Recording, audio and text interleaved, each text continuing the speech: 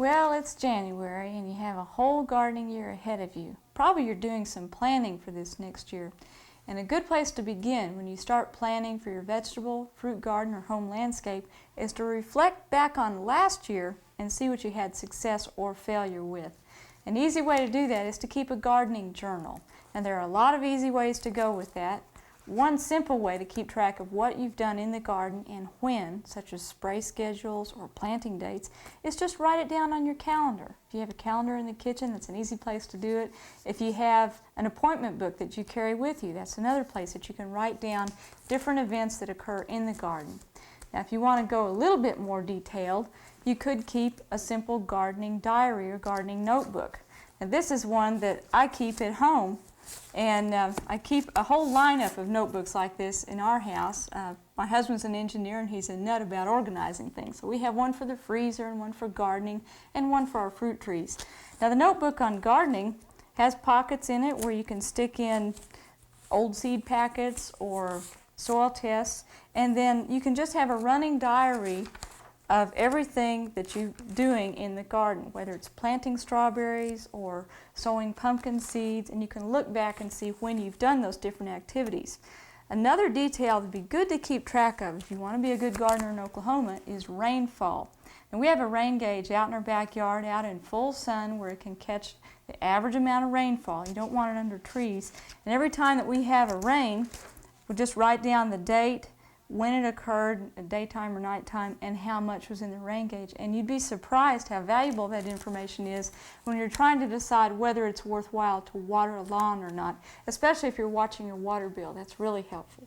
Now, if you want to keep a little more detailed piece of information on gardening, you might want to start a gardening notebook. A simple way to get started is just get a loose leaf binder, put a few index pages in it, and maybe as you collect fact sheets or magazine articles that you like, you could start out in the front section on just simple general gardening information, such as how to improve soil fertility or trickle irrigation information.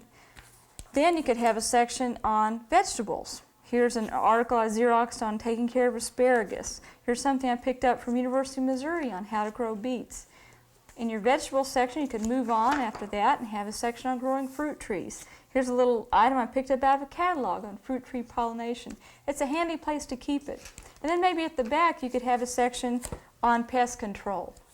Now, if you want to be even more detailed, you could organize your gardening journal by areas of your home.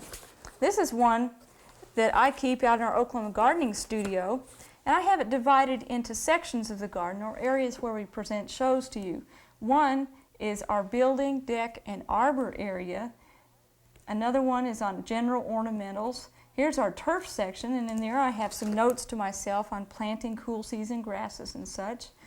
Here's some notes on growing green manure crops in the vegetable garden. In the fruit section, I have our entire fruit planting laid out on a plan.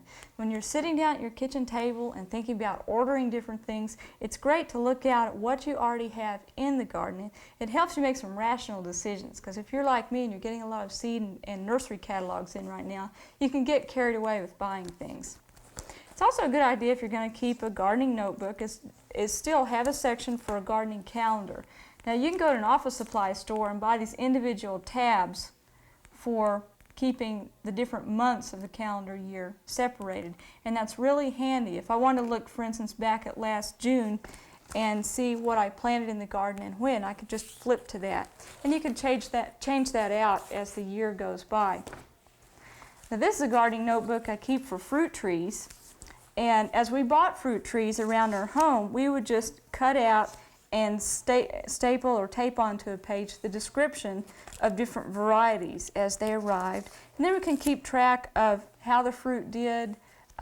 Maybe if the tree had some problems, we can write it down under that variety and keep it straight. And at the beginning right here, I just wrote down a very brief outline or plan of the 2 rows of trees we have out in the backyard. So there are many, many ways you can keep track of information in the garden. The important thing is to just do it and reflect back on it as you order things.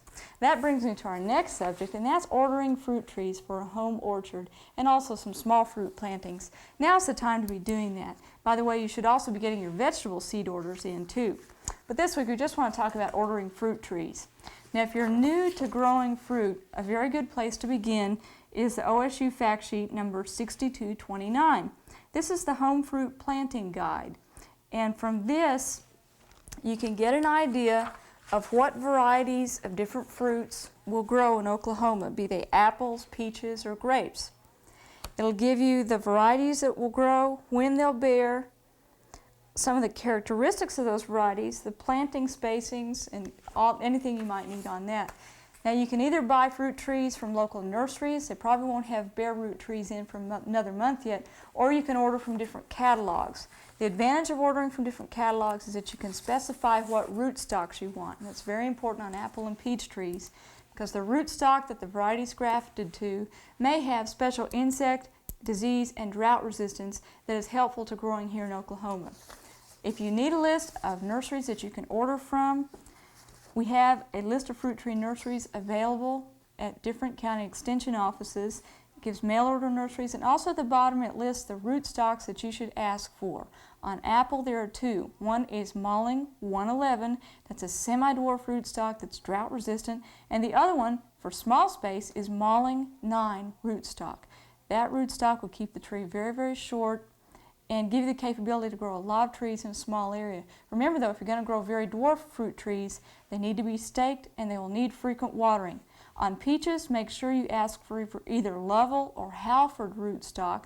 Those are best adapted to Oklahoma. One last tip, if you're selecting peach varieties, choose varieties that are disease resistant. There's a disease called bacterial spot that we can't spray for, and if you choose a resistant variety, you'll be one up on having successful peaches in Oklahoma. We hope you've enjoyed this classic from the Oklahoma Gardening Vault. Remember, even though these tips and techniques are timeless, there's always something new to learn in the world of gardening.